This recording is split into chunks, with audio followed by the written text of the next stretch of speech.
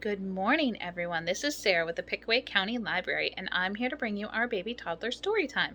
We're going to start out with a song called I Built a Snowman, and it's going to be to the tune of the Itsy Bitsy Spider.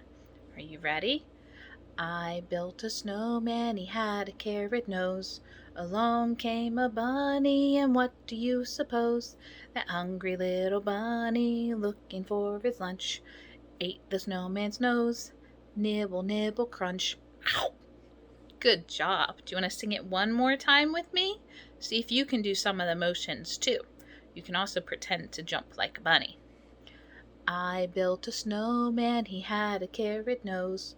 Along came a bunny, and what do you suppose? That hungry little bunny, looking for his lunch, ate the snowman's nose. Nibble, nibble, crunch. Ow! Good job.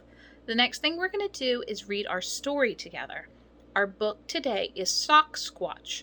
The words and pictures are by Frank W. Dormer, and we're reading today's book with permission from Macmillan Publishers. Socksquatch. Flowers tremble. Trees quake. Socksquatch lumbers. Socksquatch searches. Got sock? Foot cold. Hi, Wayne. Got sock? No sock, just fur. Here's Frank. Got sock? Sock. Got sock. Too big. Crunch.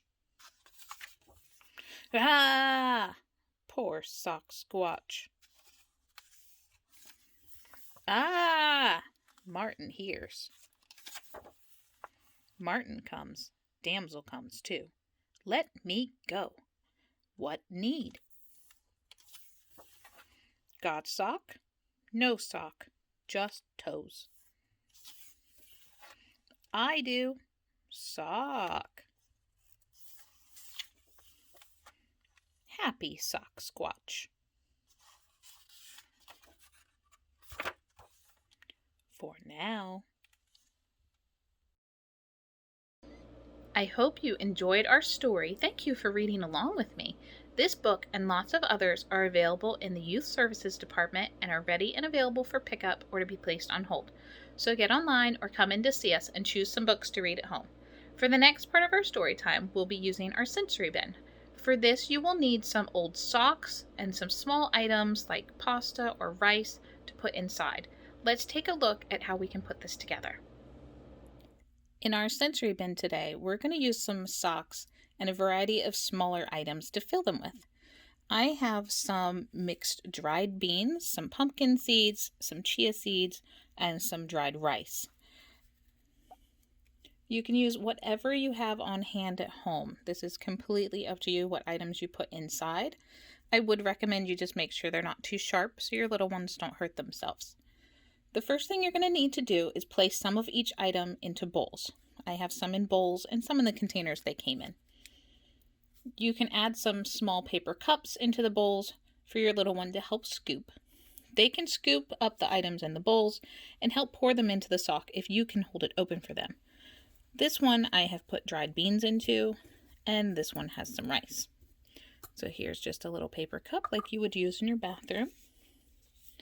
You can add a rubber band at the top, like I've done here, to hold everything inside, and then you just fold over the top of the sock onto itself, like we've done with this one.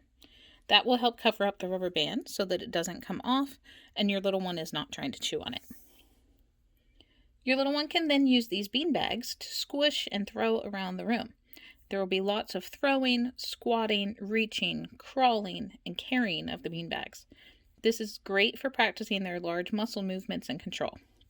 You can also practice counting how many bean bags you have. You can set up targets on the floor that they can throw them into.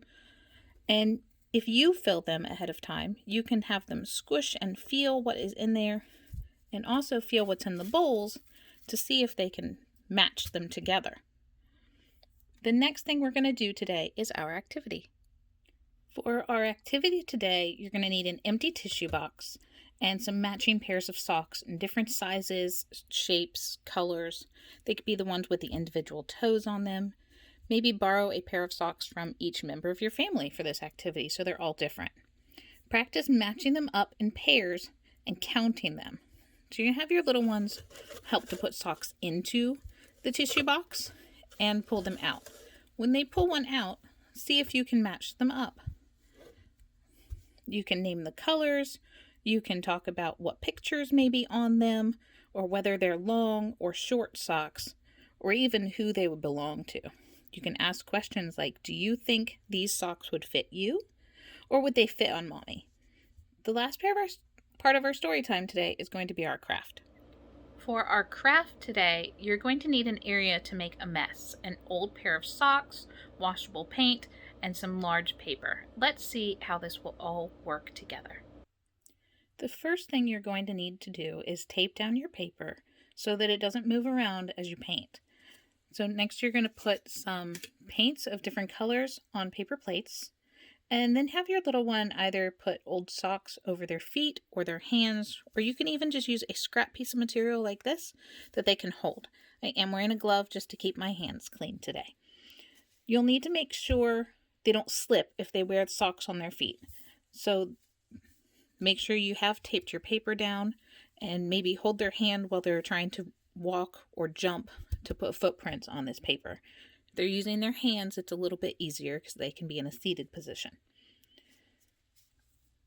You can use your imagination as to what you want the painting to be. It can become a map as you walk around looking for a sock for Socksquatch, or it can be cut out into a monster shape and you can add a face to it once it's dry. There's no wrong answer. So we're going to use just this scrap piece of material here, and you can bundle it up however you want. You could place it over your hand and just let it dip in the paint. So for me, I think I'm just going to scrunch it like this. And you just dip it into the paint and you can put it wherever you want. Now I am wearing gloves just to keep my hands clean. Now you can use this all over the paper. You may want to put down some scraps or some newspaper underneath your paper just in case they walk off the edge. You can do this any way you'd like. We're just going to put colors everywhere. So mine kind of looks a little bit like a map with all that blue and green. So you can make whatever design you'd like. So your material is going to get messed up, so do be prepared to throw this away. We would love to see what you come up with after your painting is dry. What do you turn it into? Does yours look like a map? Does it look like a sock? Maybe you could cut out a shape of a sock, or you can even make it into a monster if you draw and cut out a monster shape and add googly eyes to it. We would love to see where your imagination takes you. I hope you enjoyed our story today and that you'll join us again next week as we continue to read and learn together. Bye!